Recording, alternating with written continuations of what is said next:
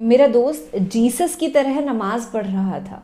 Gabriel अल रोमानी की नाकाबिले यकीन कहानी। और जब मैंने कहा कहानी तो ये एक ईमान लाने वाली कहानी के वीडियो पर रिएक्शन है। हे हाय हेलो नमस्ते जी, सत श्री अकाल, अस्सलाम वालेकुम। मैं निधि शर्मा इंडिया से। और ना केवल आज हम एक कहानी सुनने वाले हैं बल्कि एक एक्चुअल इंटरव्यू देखने वाले हैं एक ऐसे इंसान का जिन्होंने इस्लाम को कबूल कर लिया। और इनका नाम है गैब्रियल अल रोमानी। खैर हज़रत जिब्रील अलैहिस्सलाम जो एंजल जिब्रील हैं उनको गैब्रियल कहा जाता है। काफ़ी ज्यूज़ और क्रिश्चियंस ऐसे होते हैं जिनका नाम होता है Gabriel and it signifies angel जिब्रील। तो मुझे पर्सनली ये नाम बेहद पसंद है। और हम उस दुनिया के निवासी हैं जहाँ पे धर्म की बात अगर की जाए तो काफ़ी डिबेट सुनने मिलती हैं, पर इन्हीं डिबेटों के बीच कोई इंसान अपना एक सच्चा नेक रास्ता खोज निकालता है। उन्हीं में से ये हमारे प्यारे से साहिबजादे हैं जिनके वीडियो पर रिएक्शन होने वाला है। मैं बहुत एक्साइटेड हूँ,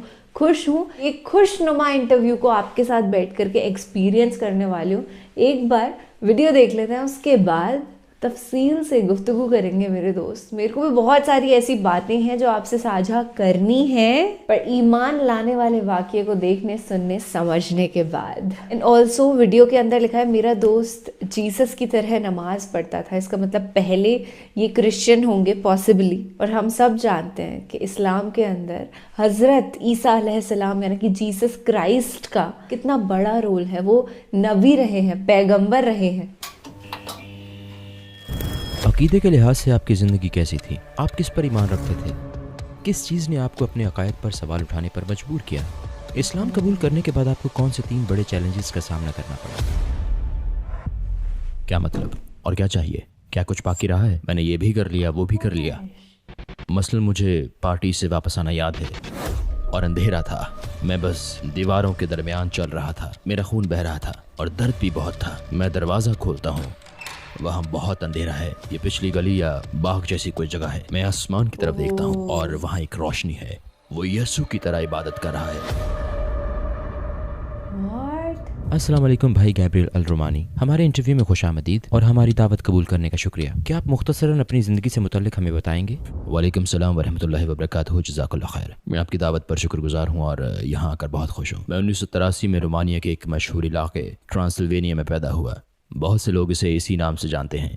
और मैं एक मखलूत ईसाई फैमिली में पैदा हुआ। मुझे 3 चर्चेस में बपतिस्मा दिया गया था, कैथोलिक, ऑर्थोडॉक्स और यूनिटेरियन चर्च में। कम्युनिस्ट हुकूमत के दौरान मेरी ज़िंदगी का ज़्यादातर हिस्सा रोमानिया में गुजरा और फिर इसके फ़ौरन बाद में कनाडा मुंतकिल हो गया। फिर बाद में मैंने इस्लामी तालीमात हासिल की। इस्लामी नफ्सियात के मुस्बत नुक्ता नज़र से काउंसलिंग और एक्सटेंशनल काउंसलिंग में भी महारत हासिल की और ये काम मैं आज तक कर रहा हूँ अल्हम्दुलिल्लाह। और मैं इस काम को पहले से ज़्यादा एंजॉय करता हूँ अल्हम्दुलिल्लाह। अकीदे के लिहाज से आपकी ज़िंदगी कैसी थी? आप किस पर ईमान रखते थे? मैं कह सकता हूँ बहुत छोटी उम्र से ही मुझ में खुदा पर ईमान का जज्बा था, ज़्यादातर मेरी दादी की वजह से। वो बहुत ही ज़्यादा अमली कैथोलिक थीं और मैंने उनके साथ बहुत ज़्यादा वक्त गुजारा। मैं स्कूल जाते हुए रुककर चर्च जाता, इबादत करता और अपने साथ स्कूल जाते किसी बच्चे को ले जाता। जैसे कि मैं जोर देता तुम्हें इबादत के लिए आना पड़ेगा, गोया ये मेरे आस पड़ोस में एक अमली तहरीक थी। और फिर घर वापस जाते हुए मैं दोबारा चर्च जाता। जब भी मैं सड़क पार करता बगैर किसी की मदद के हर मर्तबा मैं चर्च जा निकलता। मैं मजहब पर काफ़ी अमल पैरा था। मैं बाइबल पढ़ता था। सिर्फ यही नहीं करता था बल्कि मैं क्लासेस में शरीक हो रहा था। और मेरी फैमिली बहुत हैरान थी कि इतनी सी उम्र में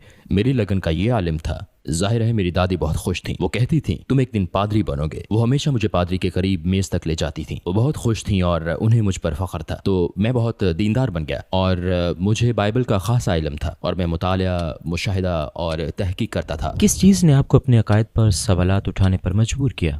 मेरे ख्याल में पहली मर्तबा भरपूर शक का सबब अपने बोस्नियाई दोस्त कमाल से होने वाली एक गुफ्तगू थी। मुझे याद है मैं फुटबॉल मैच के लिए जा रहा था। गर्मियों का मौसम था और हम गाड़ी में बातें करते जा रहे थे। हम इन चीज़ों के मुतालिक काफ़ी बातें और मुबाहिसा करते थे और मुझे याद है कि वो नाराज़ हो गया था। वो कहने लगा क्या तुम वाकई इन ईसा अलैहिस्सलाम पर ईमान रखते हो जो खुदा के बेटे हैं? क्या तुम्हारा वाकई ये ईमान है कि वो खुदा के बेटे हैं? अगरचे मुझसे कई बार ये सवाल पूछा गया था मगर उस वक्त मेरे इस यकीन में शक पैदा हुआ और दर हकीकत मेरी फितरत भी इससे हम आहंग नहीं थी। तो पहली मर्तबा मुझे खुद से और किसी दूसरे फर्द से मुखलिस होना था। मैं रुका और सोचा एक सेकेंड, ये सब क्या हो रहा है? लगता है कुछ कमी है है, मुझे मजीद जानना चाहिए। ये एक दिलचस्प वाक़या था क्योंकि मैं दबाव डाल रहा था और वो भी, मतलब मैं उसे उसके अमल से दूर करने की कोशिश कर रहा था और वो मुझे खुदा के करीब तर करने की कोशिश में लगा था। मुझे एक चीज़ याद है, उसने अपनी नमाज कभी नहीं छोड़ी, चाहे कुछ भी हो वो नमाज पढ़ता था, ख्वाह हम कहीं भी हो, कोई फर्क नहीं पड़ता। नमाज का वक्त हो गया तो नमाज पढ़ ली, ख्वाह डाउनटाउन में हमारी चहलकदमी हो या डांस के लिए जा रहे हो। हम डांस में होते, वो कहता हम बाहर जाएंगे, आओ आओ वक्त हो गया, और मुझे उसका इंतजार करना पड़ता ताकि वो फारिग हो जाए और वहाँ कोई ना आए और उसे परेशान ना करे। पहली चीज जो मैं सोचता था, एक सेकंड, ये शख्स ये सब क्यों कर रहा है, और दूसरी चीज उसकी नमाज के अंदाज का मुशाहिदा करता। कुदरती बात है कि मुझे उससे पूछना पड़ा। मैंने कहा भाई हम डांस कर रहे हैं, लुत्फ उठा रहे हैं, हम वहाँ ये सब कर रहे हैं, मगर तुम नमाज पढ़ने लगते हो, मुझे ये तजाद लगता है। उसने कहा नहीं, ये इसलिए है कि मैं जानता हूँ जो कुछ मैं कर रहा हूँ वो गलत है और ये खुदा तक पहुँचने का दुरुस्त दरवाजा है और मैं इस दरवाजे को बंद नहीं कर सकता। और दर हकीकत इस बात ने मुझे सोचने पर मजबूर किया। सच तो यह है कि अपनी दीनदारी को देखकर मुझे इससे हसद महसूस हुआ क्योंकि मैं इतना मुखलिस नहीं हूँ जितना कि वो है, और फिर भी मैं खुद को हक पर समझता हूँ। और इस शख्स को देखो कि कितना मुखलिस है। सिर्फ यही नहीं, जरा देखो तो वो नमाज कैसे पढ़ता है। और दूसरी चीज जिसने अकली तौर पर मुझे झंझोड़ा ये थी कि मैं बाइबल पढ़ रहा था और बाइबल में पैगंबरों की नमाज की जो तफसील थी उसी तरह वो नमाज पढ़ता, जैसे अपना चेहरा जमीन पर रखकर। हकीकतन ठीक है, बाइबल में ऐसे ही बयान हुआ है। ये दिलचस्प बात है क्योंकि रोमानिया के लोग भी तुर्कों की नमाज का मजाक उड़ाते थे और कहते थे कि वो मुंह के बल गिर जाते हैं, लेकिन बाइबल में बिल्कुल इसी तरीके का जिक्र है। गार्डन ऑफ गेट्समैन में दर्ज तमाम पैगंबरों और पैगंबर ईसा अलैहिस्सलाम का तरीका, वो खुदा की इबादत के लिए चेहरा जमीन पर रखते थे। तो इस मुशाहिदे से पहले मैं ये बातें किसी हद तक जानता था, मैंने इसका पूरी जिंदगी मुतालिया किया था, लेकिन कभी ये जुड़ा नहीं। लेकिन उस दिन ये जुड़ गया। और फिर क्या हुआ कि आपने उससे इस बारे में बात की? वो सुबह फजर का वक्त था, हम टोरंटो कनाडा में थे, हम एक कार खरीदने गए थे और हम मेरे वालिद के घर के बाहर इंतजार कर रहे थे। फजर का वक्त था और वो नमाज पढ़ रहा था। मैं पानी उंडेलता रहा, उसने वदू किया और अब नमाज पढ़ रहा था। मैं वहाँ बैठा सोच रहा था ये ईसा अलैहिस्सलाम की तरह नमाज पढ़ रहा है। मैंने उसे कहा भाई तुम्हें पता है तुम लोग किसकी तरह नमाज पढ़ते हो? उसने कहा जाहिर है मुझे पता है क्योंकि ईसा अलैहिस्सलाम मुसलमान थे। तब मैंने कहा नहीं, क्या हो गया, ये तुम क्या कह रहे हो, वो ईसाई थे? उसने कहा नहीं, वो कैसे हो सकते हैं, उस वक्त ईसाई मजहब नहीं था। तुम इंतहाई हद तक जाकर भी उन्हें ज्यादा से ज्यादा यहूदी कह सकते हो, ठीक है, क्योंकि नस्ली तौर पर वो वही थे, लेकिन उस जमाने में ईसाईयत नहीं थी। और मैं सोचने लगा ये ठीक कह रहा है, मुझे सच मानना चाहिए, यही हकीकत है। और हम इस तरह नमाज क्यों नहीं पढ़ते? तुमने कभी पादरी को सजदा करते नहीं देखा? मतलब ईसाईयत में कुछ फिरके ऐसे हैं जो अब ऐसा करते हैं। तो ये एक जबरदस्त धचका था। मुझ में एक बड़ा शक पैदा होकर एक ऐसे नुक्ते पर जा पहुंचा कि बिलाखिर मैंने ईसाईयत छोड़ दी। और गालिबन ये वो चंद वाक़यात थे जिन्होंने मुझे ईसाईयत छोड़ने पर माइल किया। कुछ मुबाहिसे जो मैंने कैथोलिक हाई स्कूल में अपने मजहबी उस्ताज़ा के साथ ट्रिनिटी के तसव्वुर के बारे में किए, उन मुबाहिसों ने मेरे शकूक मज़ीद बढ़ाए, जो कि अच्छा हुआ क्योंकि कम अज़ कम अब मेरे लिए पहली चिंगारी जल चुकी थी। मेरा ईमान था कि खुदा मौजूद है, लेकिन जैसे किसी शय की कमी थी। ठीक है, मैं खुदा पर ईमान रखता हूँ, मगर अकली फितरत परस्त डीइस्ट भी यही करते हैं, वो भी खुदा को मानते हैं। किसी चीज़ की कमी थी। निज़ाम कहाँ है, मुझे इस पर कैसे अमल करना है, हिदायत कहाँ है, ये मेरी उस दरियाफ्त का अगला मरहला था। लेकिन मैंने ईसाईयत को छोड़ दिया। ईसाईयत छोड़ने के बाद आप इस्लाम के करीब कैसे आए? मैं बिल्कुल एक नौजवान था। मैं एक फुटबॉल टीम में स्टार्टर सुपरस्टार था। अखबारात में मेरी खबरें छपती थीं, लेकिन मैं खुश नहीं था। मसलन मुझे एक पार्टी से वापस आना याद है, मगर ये चीज़ें भी अब सुकून बख्श नहीं थीं। मेरा दिल भर चुका, क्लब से अचाट हो गया। मैं तब भी उन चीज़ों से थक चुका था। मुझे औरतों की ख्वाहिशा परवाह नहीं थी, मुझे अपनी गाड़ियों की परवाह नहीं थी, मुझे उन सब चीज़ों की परवाह नहीं थी, ख्वाह हो या ना हो। मैं घर जाता और अपने बिस्तर पर लेट जाता, छत की तरफ देखते हुए सोचता क्या मसला है और क्या चाहिए, क्या कुछ बाकी रहा है। मैंने ये भी कर लिया, मैंने वो भी कर लिया, मैं खुश नहीं हूँ। और फिर एक रात मैंने ये ख्वाब देखा जहाँ मैं एक बार फिर एक पार्टी में हूँ, अपने आप में मगन हूँ और इस लड़की के पास से गुजरता हूँ और वो चाकू निकालकर मुझ में घोंप देती है। और ये बहुत वाज़ेह था, बहुत हकीकी था। मैंने दर्द महसूस किया, मैंने ब्लेड की ठंडक महसूस की और अंधेरा था। मैं बस दीवारों के दरमियान चल रहा था और एक दरवाजा आया। मैं दरवाजे से गुजरता हूँ और मेरा खून बह रहा है और दर्द भी है। और फिर मैं दरवाजा खोलता हूँ, वहाँ बहुत अंधेरा था। वो पिछली गली या बाग जैसी कोई जगह थी और मैं आसमान की तरफ देखता हूँ और इस अंधेरे में एक रोशनी थी और बस मेरी रूह निकल गई और उसके साथ ही मेरी आंख खुल गई। मैं जागा, मैं पसीने में शराबूर और रो रहा था और मैं रोए जा रहा था। मैं बिल्कुल उनकी तरह था जैसे, मतलब जब आप खुद को रोक नहीं पाते। मेरी पहली सोच ये थी कि कुछ हुआ है, ये एक निशानी है। मैं अपने भाई और माँ को देखने गया, उन्हें चेक किया, सब ठीक है। मैं वापस गया, मैं बस रो रहा था, रोए जा रहा था और मैं पूरा पसीने में भीग चुका था, जैसे किसी ने मुझे तालाब में डुबोया हो और मेरा पूरा बिस्तर गीला था। मैंने सोचा कि मैं बाथरूम गया था और हकीकतन मेरे साथ कभी ऐसा नहीं हुआ था, लेकिन मैं जानता था कि मुझे कुछ करना है। मैं जानता था जैसे خدا مجھے بلا رہا ہے اور میں اپنے انتخاب کی بنیاد محض ایک خواب کو نہیں بنا رہا، لیکن میرے لیے یہ بہت گہری اور ذاتی چیز تھی۔ جیسے ایک بار میں نے حضرت عیسیٰ علیہ السلام سے متعلق خواب دیکھا تھا۔ یہ بہت دلچسپ تھا کیونکہ میں انہیں گاڑی میں لے جا رہا تھا۔ وہ پچھلی سیٹ پر لیٹے ہوئے تھے، تھک گئے تھے۔ انہوں نے جلیبیاں پہن رکھا تھا، توپ۔ انہوں نے ایڈیڈاس کے رننگ شوز پہن رکھے تھے۔ میں جانتا ہوں یہ ایک عجیب خواب ہے۔ وہ مجھ سے کہہ رہے تھے میں تھک گیا ہوں گیبریل، تم جانتے ہو میں تھک گیا ہوں۔ میں نے گاڑی روکی اور سب لوگ ان کے پاس آ رہے تھے۔ اوہ عیسیٰ علیہ السلام، خدا! وہ مجھے دیکھ رہے تھے اور لوگ گاڑی کے گرد جمع ہونے لگے، جیسے جب کوئی شخص مشہور ہو تو ہوتا ہے۔ اور انہوں نے مجھ سے کہا انہیں دیکھو، یہ سمجھتے ہیں کہ میں خدا ہوں اور میں تھک گیا ہوں، میں یہاں تھک کر لیٹا ہوں اور یہ سمجھتے ہیں کہ میں خدا ہوں۔ یہ واقعی بہت واضح تھا۔ میں اپنے اسلام کے انتخاب کی بنیاد اس خواب یا اس جیسی کسی چیز پر نہیں رکھتا۔ نہیں، لوگ ان باتوں کا دعویٰ کرتے رہتے ہیں، لیکن یہ چیزیں دوسرے لوگوں کے لیے بھی اہمیت رکھتی ہیں۔ انہیں یہ سمجھنے کی ضرورت ہے کہ خدا زور دے رہا ہے، مطلب یہ نہیں کہ جو دکھائی دیا ویسا ہی ہو۔ خدا آپ کا دماغ کھول رہا ہے سوال کرنے، سمجھنے اور مزید آگے دیکھنے کے لیے۔ اور اسی چیز نے مجھے اگلے مرحلے تک پہنچایا جہاں میں جانتا تھا کہ مجھے کچھ کرنا ہے، اور ایک خواب کے بعد میں جان گیا تھا۔ مزید کس بات نے آپ کو اسلام کی طرف راغب کیا؟ مجھے یاد ہے پہلی بار قرآن سننا، اور یہ اتنا دلکش تھا کہ میں اس کا گرویدہ ہو گیا تھا۔ میں اس کا مطلب نہیں جانتا تھا، میں بالکل انجان تھا، میں اس وقت عربی نہیں سمجھتا تھا، لیکن اس تلاوت نے میرے دل کو چھوا۔ اور اسلام کو سمجھنے کے بعد میں نے محسوس کیا کہ یہ کوئی نئی چیز نہیں تھی۔ میں نے محسوس کیا کہ یہ عالمگیر ہے، گویا یہ ایک تسلسل ہے۔ میں نے خود کو بدلتا ہوا نہیں بلکہ ایڈجسٹ کرتا محسوس کیا۔ تمام انبیاء کو، پرانے اور نئے صحیفے کو جانتے ہوئے مجھے یوں لگا جیسے اسلام بس آخری صحیفہ ہے، اور پھر آخرکار یہ سمجھنا کہ اسلام اس پیغام کا تسلسل ہے ایک معقول بات ہے۔ جیسے کہ پہلے تھا لا الہ الا اللہ، موسیٰ رسول اللہ، عیسیٰ رسول اللہ، نوح رسول اللہ، ابراہیم، اور اب یہ ہے لا الہ الا اللہ محمد رسول اللہ۔ وہی چیز ہے، اس میں ایک حصہ وہی ہے جو لا الہ الا اللہ ہے، اور دوسرا حصہ بدل رہا ہے جن میں نبی تبدیل ہوئے ہیں۔ یہ لاجواب بات ہے، واحد چیز ہے جو معقول لگتی ہے۔ آخر ایسا کیا ہوا کہ آپ نے مسلمان ہونے کا فیصلہ کر لیا؟ مجھے یاد ہے میں پہلے ہی یونیورسٹی میں تھا، پہلے یونیورسٹی، وہاں میں کمال سے دوبارہ ملا، وہ لائبریری میں تھا، اور اس وقت انٹرنیٹ صرف مخصوص جگہوں پر ہوتا تھا۔ میں موت کے بارے میں ایک ویڈیو دیکھ رہا تھا، اور یہ احمد بخاطر کی نشید تھی، لاسٹ بریتھ، ایک چھوٹی سی اینیمیشن تھی، یہ موت سے متعلق تھی۔ میں نے اسے دیکھا اور ایک بار پھر اس کا مجھ پر اتنا اثر ہوا کہ اگر میں کل مر جاؤں تو کیا ہوگا، میں کس کے لیے تاخیر کر رہا ہوں۔ ویسے میں اس وقت تک میں پہلے ہی ہر رات قرآن پڑھ رہا تھا، ایک صفحہ، میں بہت پرجوش تھا۔ مجھے یاد ہے کہ یہ ایک طرح سے میری عادت تھی، میں ہر رات تقریباً تھوڑا تھوڑا پڑھتا تھا۔ مجھے یوں لگتا تھا جیسے یہ میرے اور قرآن کے درمیان ایک بحث ہے، گویا میرے یہ تمام سوالات ہیں اور یوں یہ صفحہ پڑھ رہا ہوں، گویا جواب آ رہا ہے، گویا میں اپنے ذہن میں مزید سوالات پوچھ رہا ہوں، میں کہہ رہا ہوں نہیں، اور پھر دوبارہ اگلا جواب آتا ہے۔ کیا یہ سب کچھ اسلام سے پہلے ہوتا تھا؟ ہاں، اور پھر میں گھر واپس جاتا، مجھ سے مزید انتظار نہیں ہوتا تھا، قرآن میرے بستر کے بالکل پاس ہوتا تھا، میں پڑھتا تھا، اور یہ تقریباً ایک لڑائی کی طرح تھا، اور کئی بار میں نے حقیقتاً محسوس کیا جیسے یہ مجھ سے بات کر رہا ہے۔ میں جانتا ہوں کہ لوگ سوچتے تھے آخر یہ کیا ہے، لیکن جیسے ہی میں اٹھا اور جو کچھ بھی ہو میرے ذہن میں جو بھی ہوتا، یعنی میں کسی سوال پر سوچ رہا ہوتا اور اسے کھولتا تو یہ وہیں سے کھلتا اور اسی صفحے پر جواب موجود پاتا، اور اس سے آپ کو یہ احساس ملتا ہے کہ کیا ہو رہا ہے، جیسے اللہ آپ کو دیکھ رہا ہے، اللہ بات کر رہا ہے۔ اسی لیے بعض علماء کہتے ہیں اگر تم اللہ سے بات کرنا چاہتے ہو تو دعا کرو، اگر تم چاہتے ہو کہ اللہ تم سے بات کرے تو قرآن پڑھو۔ اسلام کی طرف آپ کے سفر کے آخری مراحل کیا تھے؟ السلام علیکم بھائی اور بہنوں، ہم نے دیکھا ہے کہ ہمارے 80% ناظرین بشمول اس ویڈیو کے نے ہمارے چینل کو سبسکرائب نہیں کیا ہے۔ جیسا کہ آپ جانتے ہیں ہم ایک غیر منافع بخش تنظیم ہے اور ہم نے اپنی ویڈیوز پر ایڈز بند رکھی ہیں، لہٰذا ہم صرف اس لیے کہہ رہے ہیں تاکہ سچائی کو پھیلایا جائے۔ یہ ایک چھوٹا سا عمل لگ سکتا ہے لیکن انشاءاللہ یہ بہت سے لوگوں کے لیے رہنمائی کا ذریعہ ہوگا۔ آئیے اب سبسکرائب بٹن پر کلک کریں اور ایک ساتھ چلیں ابدیت کی طرف۔ اسلام کی طرف آپ کے سفر کے آخری مراحل کیا تھے؟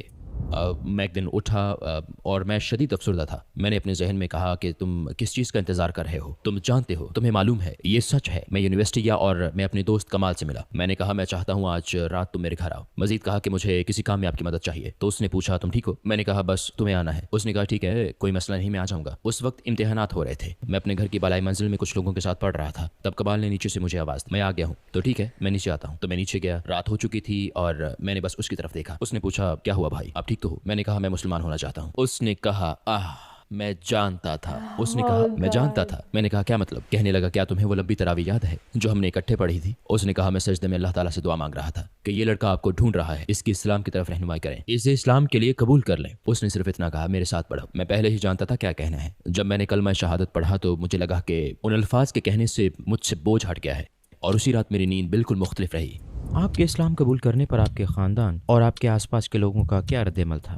میرا خیال ہے سب سے پہلے میں نے اپنی ماں کو بتایا تھا. وہ کافی فکر مند ہو گئی تھیں کیونکہ ان کے بھی وہی تعصبات تھے جو میرے ہوا کرتے تھے. میں سمجھ سکتا تھا. ہم شروع میں بحث کرتے تھے اور وہ اسلام کے بارے میں توہین آمیز باتیں کہتی تھیں. میں نے انتہائی دفاعی رد عمل ظاہر کیا. عقل مندی نہیں دکھائی. میں نے ان کے ساتھ سخت رویہ اپنایا اور سبحان اللہ میرے خیال میں میرا اسلام لانا صرف اللہ تعالیٰ کی نعمت ہے کیونکہ میں نے کوئی اچھی مثال قائم نہیں کی تھی. حالانکہ انہوں نے تبدیلیاں محسوس کی تھیں لیکن میں اپنے انتخاب کے بارے میں بہت پرجوش تھا اور سبحان اللہ آخر کار انہوں نے کتابیں مانگی اور کوشش کی اور شاید وہ میری تردید کرنے کی کوشش کر رہی تھیں یا مجھے غلط ثابت کرنے کی اور نتیجتاً انہوں نے اسلام قبول کر لیا. واقعی میرے اسلام قبول کرنے کے تقریباً 1.5 سال بعد. یہ ایک بڑا جھٹکا تھا کیونکہ مجھے اس کی توقع نہیں تھی. اور پھر میں نے اپنے بھائی سے کہا. میرے بھائی کا رویہ کافی ناپختہ تھا کیونکہ وہ میرا مذاق اڑاتا اور میرے انتخاب کی وجہ سے کافی ناراض تھا کیونکہ میں بدل گیا تھا. جو کام مجھے پہلے پسند تھے اب نہیں کرنا چاہتا تھا. اور شاید اپنے والد کو میں نے سب سے آخر میں بتایا. انہوں نے کوئی پرواہ نہیں کی.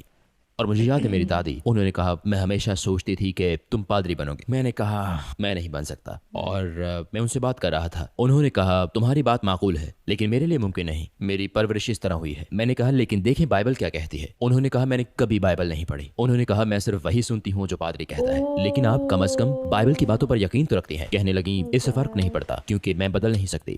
کیا اسلامی عبادات جیسے کہ دن میں 5 بار نماز پڑھنا یا پورا مہینہ روزہ رکھنا شروع میں آپ کے لیے مشکل تھا؟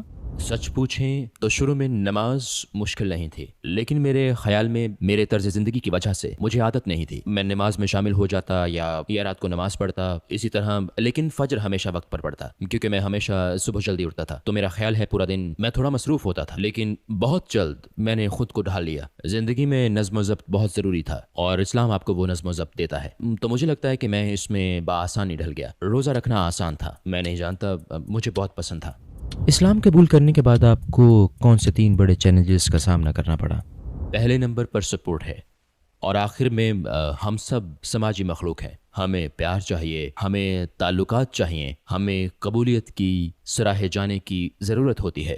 ہمارے جذبات ہیں اور اب آپ اپنے خاندان کے خلاف اپنی برادری کے خلاف جا رہے ہوتے ہیں اور لوگ آپ کو چھوڑ دیتے ہیں اور پھر آپ مسلم برادری سے ملتے ہیں جو آپ کے ساتھ ویسا ہی سلوک کرتے ہیں. دوسرے نمبر پر میں کہوں گا ترقی کو جاری رکھنا, روحانی اور فکری ترقی. میرے خیال میں بہت سے لوگ شہادت پر رک جاتے ہیں تو اسلام سے پہلے وہ تلاش کرتے ہیں, پڑھتے ہیں, لیکن مسلمان ہوتے ہی ان کی ترقی رک جاتی ہے, مزید حاصل نہیں ہوتا. اور آخر میں میرے خیال میں شادی, کیونکہ انسان کو محبت اور صحبت کی ضرورت ہوتی ہے. ہم اس کا اظہار مختلف انداز میں کرتے ہیں, اسلام سے پہلے غالباً حرام طریقوں سے, اور اب آپ کو بتایا جاتا ہے کہ اس کی اجازت نہیں ہے لیکن آپ کی خواہش ہوتی ہے کسی سے تعلق اور رشتہ بنانے کی. اور زیادہ تر مذہب بدلنے والے جب اسلام میں آتے ہیں تو پہلا کام وہ جو کرنا چاہتے ہیں وہ شادی ہے اور یہ کرنا سب سے مشکل چیز ہے نا. تو میرے خیال میں یہ 3 مسائل وہ بنیادی مسائل ہیں جن کا مجھے تجربہ ہوا اور میں نے دوسروں کو بھی ان سے گزرتے دیکھا ہے. مسلمان ہونے کے بعد آپ کو کس چیز نے سب سے زیادہ متاثر کیا؟ سفر کرنا زبردست چیز تھی اور مختلف ثقافتوں کا تجربہ کرنا. بھائی چارہ دیکھتے ہیں جو امت کا تصور ہے, وہ تصور کسی اور چیز میں موجود نہیں. وہ روحانی بھائی چارہ اور اخوت موجود نہیں ہے.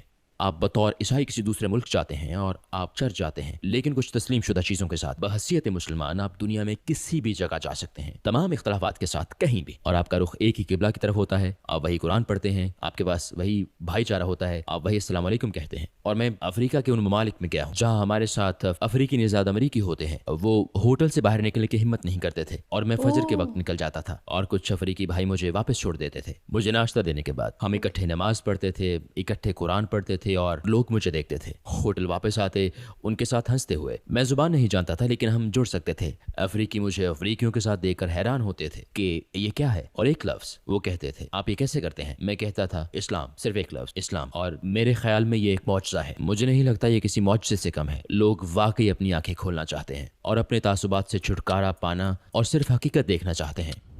نبی صلی اللہ علیہ وسلم کی وہ کون سی صفت ہے جس نے آپ کو سب سے زیادہ متاثر کیا؟ نبی صلی اللہ علیہ وسلم ہمیشہ کسی نہ کسی طرح اپنے مخاطب لوگوں کے مطابق خود کو ڈھال لیتے تھے. یہ ان کی ایک حیرت انگیز خوبی تھی. ان کا رویہ تمام لوگوں کے ساتھ کبھی ایک جیسا نہیں ہوتا تھا. وہ ہمیشہ انصاف کرتے تھے لیکن اگر کوئی بچہ ان کے پاس آتا تو وہ ایڈجسٹ کرتے تھے. اگر صحرا میں رہنے والا کسی بدو کو مارنے آتا تو وہ ایڈجسٹ کرتے تھے. اگر پڑھے لکھے لوگ ان کے پاس آتے تو وہ ایڈجسٹ کرتے تھے. وہ سب کے لیے گنجائش پیدا کرتے تھے. کوئی عورت ان سے بات کرتی تو وہ ایڈجسٹ کرتے تھے. وہ ہمیشہ عوام کی سطح پر آتے, حتیٰ کہ اپنا بولنے کا انداز یا رویہ بھی تبدیل کر لیتے, حتیٰ کہ لوگ کبھی ایک ہی سوال بار بار کرتے لیکن ان کے پس منظر کو جانتے ہوئے وہ انہیں ایسا جواب دیتے جس سے وہ بات سمجھ جاتے اور اس سے انہیں آپس میں جڑنے اور ان کی زندگی کے لیے ضروری تبدیلی لانے میں مدد ملتی۔ میرا خیال ہے یہ بہت زبردست بات ہے۔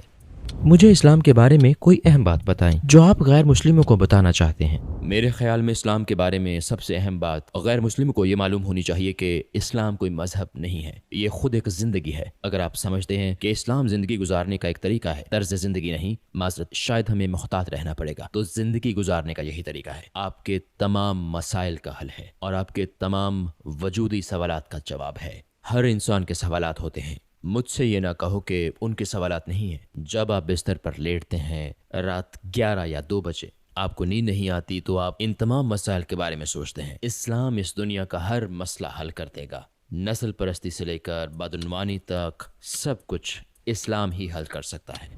آپ اس وقت کون سے پروجیکٹس پر کام کر رہے ہیں؟ میں ابھی 2 پروجیکٹس پر سب سے زیادہ توجہ دے رہا ہوں، جو کہ تعلیم اور کاؤنسلنگ ہے، کیونکہ پھر وہی بات ہے کہ میں اسلام میں نیا ہوں اور سمجھنے کی کوشش کر رہا ہوں کہ میں کہاں فٹ ہو سکتا ہوں، میں امت کے کون سے مسائل حل کر سکتا ہوں۔ تو میں نے محسوس کیا کہ تعلیم بہت ضروری ہے۔ ابھی میری توجہ رومانیہ میں رومانیہ کے لوگوں، مسلمانوں اور غیر مسلموں کو تعلیم دینے پر ہے، لہٰذا ہم نے رومانیہ کی زبان میں ایسی کتابوں کا ترجمہ کیا ہے جن کا پہلے کبھی ترجمہ نہیں کیا گیا، جیسا کہ ہم بات کر رہے ہیں کہ ان کی پہلی تفسیر المختصر فی تفسیر ہے۔ رومانیہ کی زبان میں کوئی تفسیر نہیں تھی اور یہ پہلی تفسیر ہے جس کا رومانیہ کی زبان میں ترجمہ کیا گیا، تو یقیناً یہ بہت بڑا صدقہ جاریہ ہوگا انشاءاللہ۔ ہم نے قرآن اور بہت سی دوسری کتابوں کا ترجمہ بھی کیا ہے، بچوں کی کلاسز، بالغوں کی کلاسز اور بس اسلام کی دعوت عموماً مختلف غیر مسلموں کے لیے۔ تو آخر میں آپ کیا کہنا چاہیں گے؟ مخلص رہیں۔ یہ آپ کے کام میں شاید سب سے مشکل چیز ہے۔ احادیث کی ہر کتاب کا آغاز اس حدیث سے ہوتا ہے، انما الاعمال بالنیات، اعمال کا دار و مدار نیتوں پر ہے، کیونکہ یہ نیت ہے، خلوص ہے، اخلاص ہے، جیسا کہ سفیان ثوری رحمۃ اللہ علیہ نے فرمایا، ما علجت شیئا علی شد من نیتی، مجھ پر میری نیت سے بڑھ کر کوئی معاملہ سخت ترین نہیں رہا۔ اخلاص، اگر آپ مخلص ہیں، اگر آپ واقعی خدا کو چاہتے ہیں، آپ اللہ تعالیٰ کو چاہتے ہیں، تو آپ اسے تلاش کر لیں گے، اسے پا لیں گے۔ لہٰذا اگر آپ مخلص ہیں تو آپ زندگی میں جو کچھ بھی کرتے ہیں، میرے خیال ہے آخر میں نتیجہ ہمیشہ مثبت ہوتا ہے۔ گیبریل بھائی، اس خوبصورت انٹرویو کے لیے آپ کا شکریہ اور امید ہے کہ ہم دوبارہ ملیں گے انشاءاللہ۔ بارک اللہ فیک، اللہ آپ پر رحم کرے۔ الحمدللہ، آئی فیل روحانی سکون آفٹر واچنگ دس ویڈیو۔ یہ سچی بات ہے کہ اسلام کوئی مذہب نہیں ہے، ایک دین ہے، زندگی جینے کا طور طریقہ ہے۔ اسلام کے اندر مختلف ایسی چیزیں جو واقعی میں گناہ ہیں اور آپ کو گنہگاری کی طرف لے کر کے جاتی ہیں، ان پہ پابند ہے، انہیں حرام کہا جاتا ہے، کہ جیسے کہ آپ کو سگریٹ نہیں پینا ہے، ڈرنک نہیں کرنا ہے، الکوہل کنزمپشن 0، جس نے کیا وہ حرام کر رہا ہے۔ 40 دن تک نماز قبول نہیں ہوتی اگر آپ شراب پی لیتے ہیں تو اس سے دور رہنے کی ہدایت دی جاتی ہے۔ زنا کرنے تک کو حرام بتایا گیا ہے، مطلب آپ شادی کرنے، نکاح کرنے سے پہلے کسی اور کے ساتھ فزیکل ریلیشن شپ میں انڈلج نہیں ہو سکتے۔ اور مجھے پرسنلی یہ بات بے حد اچھی لگتی ہے۔ آپ جسمانی طور پہ کسی سے تعلقات نہیں بناتے اور آپ کا دھیان نہیں بھٹکتا، آپ اچھے سے کانسنٹریٹ کر سکتے ہیں، فوکس کر سکتے ہیں اپنے لائف گولز پر۔ اور شادی کو بھی سنت بتایا گیا ہے، کیونکہ شادی واقعی میں ایسی ہوتی ہے جو ہمیں بہت سارے گناہوں سے بچاتی ہے۔